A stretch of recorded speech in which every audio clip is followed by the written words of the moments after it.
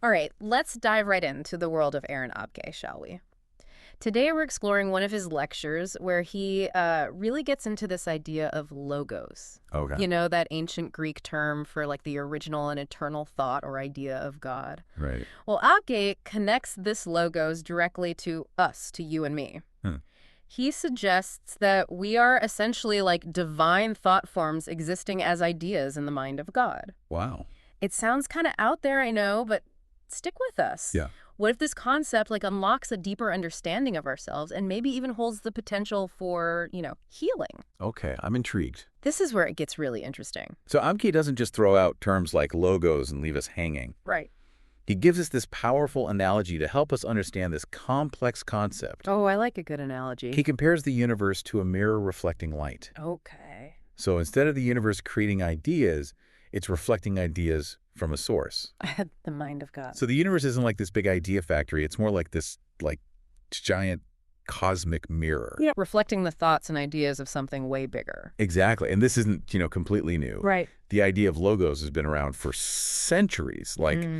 The Stoic philosophers saw it as the rational principle that governs the universe. Like universal reason. Yeah, but Abke takes it further and connects it to our individual existence. Okay, so how does a 2,000-year-old philosophy relate to me right now, listening to this? Well, he uses this simple example of a flower. Okay. He says the countless types of flowers we see, roses, tulips, sunflowers, they're all reflections of a single perfect flower concept existing in the mind of God. Like an ultimate flower blueprint, Exactly. holding the potential for every flower imaginable. Yes, and what we see in the world are just expressions of that one perfect idea. So, applying that to us, are you saying there's like a perfect human blueprint in God's mind, and we're all variations of that? That's exactly what he's suggesting. Whoa. He's just you, me, everyone listening. We're all reflections of a perfect man concept in God's mind. The Christ. Okay, that's a lot to unpack. It is. Where does Jesus fit into all of this, like with this flower blueprint idea? Well, this is where Abke really pushes the boundaries. Okay. He doesn't just see Jesus as a result of this concept. He positions Jesus as the logos, the perfect idea of man. Made manifest in flesh and blood. Right. But he's not just making this up, right? No. Didn't Jesus imply he was one with God? Exactly. Abke even brings up Jesus' own words. I and the Father are one. Right. He also points to John 1:14, where it says, the Word became flesh and dwelt among us. Oh, right.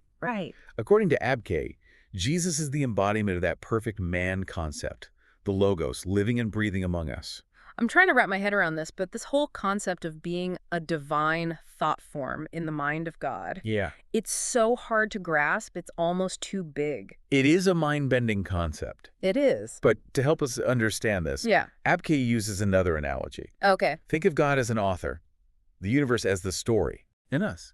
We're the characters. Right, the author analogy. It's a pretty clever way to think about it. It is. And what makes it so powerful is that it helps us understand how we could be both distinct individuals and part of something way bigger than ourselves at the same time. So we're like characters with our own personalities, our own journeys. Yeah. But we're all part of this bigger story that's unfolding. Exactly. And Abke goes on to say that this is exactly the realization that Jesus had. He knew he was both a unique individual and an expression of the divine. So like two levels of awareness. Yes. And Abke even describes Jesus as the awakened word the author made manifest. Wow. He was aware of his individual identity and his oneness with God. So are you saying we all have this potential Yes. for this dual awareness, this author consciousness, existing right alongside our everyday awareness? That's exactly what he is suggesting. This is where we start to see the real implications of these ideas. Yeah. This is fascinating but complex. Let's define author consciousness a bit more before we go any further. I think that's a great idea. So before we jump into part 2, let's take a moment to unpack these concepts. Okay. What does Abke mean by character consciousness and author consciousness? Right. And how can understanding this lead to a more fulfilling life? We'll explore that and more when we come back. So we're back. And before the break, we were getting into those two types of awareness. Yeah. Character consciousness and author consciousness. Right. Abke describes character consciousness as that limited sense of self we experience.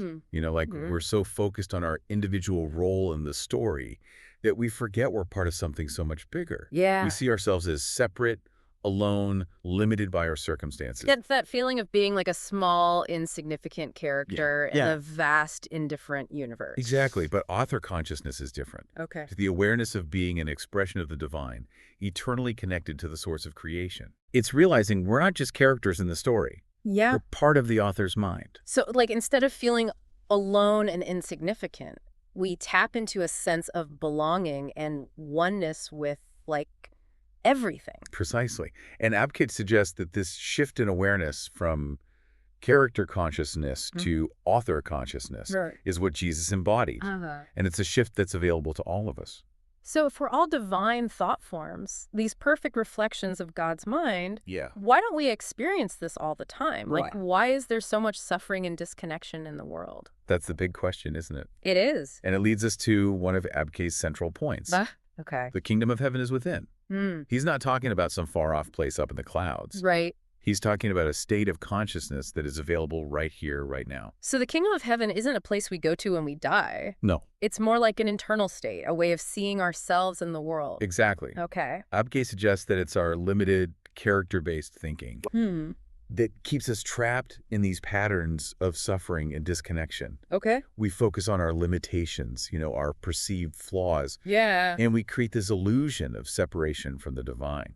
We get so caught up in the drama of our own lives, Right. the ups and downs, that we forget our true nature, Yeah. that inherent connection to the divine. That's a great way to put it. It's like we're so busy playing our roles that we forget we're part of the authors, like grand design. Exactly. And here's where it gets interesting. Okay. Abkay suggests that this shift in consciousness, this remembering of our true nature, can have a huge impact on our physical health. So he talks about healing, right? Yes. Like calling upon the perfect version of ourselves in heaven can lead to physical healing here. It sounds radical, but it makes sense. Yeah. When you consider author consciousness, if the universe is a reflection of God's mind, and we are reflections of that perfect man concept in God's mind, then the potential for perfect health already exists within us. It's like that potential is woven into our being, Exactly. waiting to be activated. It's about aligning ourselves with that blueprint, with the logos,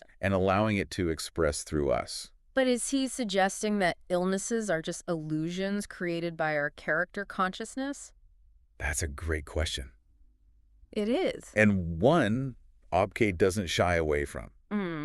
He acknowledges the complexity of the issue. Yeah. He's not saying illness isn't real. Okay. Or that we can just think our way out of physical ailments. Right. But he does suggest our thoughts and beliefs play a much bigger role in our overall health than we realize. So it's not about denying the reality of illness, No. but about recognizing the power of our minds Yeah. to influence our experience of it. That's a good way to put it. And I mean, he's speaking from a spiritual perspective, right? Right. He's offering a framework for understanding our potential, not a quick fix. Exactly. So how do we start tuning into that author frequency? How do we actually make that shift? Well, he doesn't offer a step-by-step program, Okay. which I appreciate.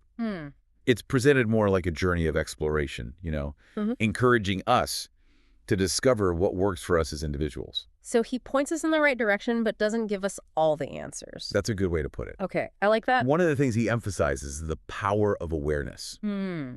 He suggests that just becoming aware of our thoughts and feelings without judgment is a powerful first step. So, notice those thoughts swirling around in our heads, those emotions. Yeah. But don't get swept away by them. Exactly. So we're not resisting or fighting against them. No. We learn to observe them with detachment. Yes. It's about creating space between our thoughts and our true selves. Okay. That place of pure awareness where author consciousness lives. So we're not trying to get rid of thoughts or emotions. No. We're learning to witness them, see them for what they are. Exactly. Temporary states that don't define us. Right. And when we create that space, when we step back from the chatter of our minds, we open ourselves up to a deeper experience of reality, one rooted in connection to the divine.